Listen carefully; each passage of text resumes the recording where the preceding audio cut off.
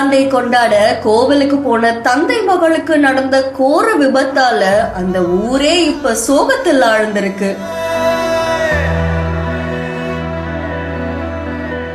யமன் பறிச்சுட்டு போன உயிரை திருப்பி கொடு அப்படின்னு உறவினர்கள் கதரும் காட்சி காண்போரை கண் கலங்க செய்திருக்கு.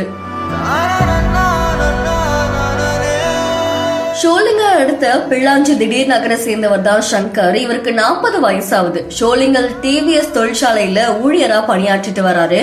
இவருடைய மகள் பிரியா 15 வயசாகுது. இவங்க 10ஆம் வகுப்பு படிச்சுட்டு வராங்க. இந்த புத்தாண்டு கொண்டாடுறதுக்காக தம் மகளோட ரொம்ப சந்தோஷமா கோவிலுக்கு போயிருக்காங்க 2 பேரும். அப்போ மெயின் ரோட்ல இணையும் போது எதிர்பாராத விதமா எதிரே வந்த கார் ஒண்ணு இவங்க போயிட்டு இருந்த இருசக்கர வாகனத்துல மோதியதால ஒரு கோர விபத்து அங்க ஏற்பட்டிருக்கு. இந்த விபத்துல பிரியா சம்பவ இடத்திலேயே பரிதாபமா உயிரிழந்ததா சொல்லப்படுது. தந்தை சங்கருடைய 2 கால்களும் துண்டிக்கப்பட்டு சிகிச்சைக்காக வேலூர்ல இருக்கிற தனியார் மருத்துவமனைக்கு அழைத்து செல்லப்பட்டதாகவும் சொல்லப்பட்டிருக்கு.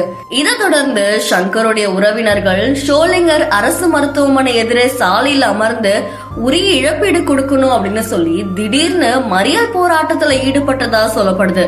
சம்பவ இடத்துக்கு விரைஞ்சு வந்த ஷோலிங்கர் போலீசார் சமாதான வார்த்தை பேசி போராட்டத்துல ஈடுபட்டவங்களை சமாதானப்படுத்ததாகவும் சொல்லப்படுது. புத்தாண்டு தினத்தை சந்தோஷமா வரவேற்று கோவிலுக்கு சாமி கும்பிட போன இப்படி 2 பேருக்கும் இந்த மாதிரியான ஒரு கோர விபத்து நடந்திருக்கிறது உறவினர்கள் மட்டும் இல்லாம ஊரையே சோகத்துல ஆழ்த்திருக்கு.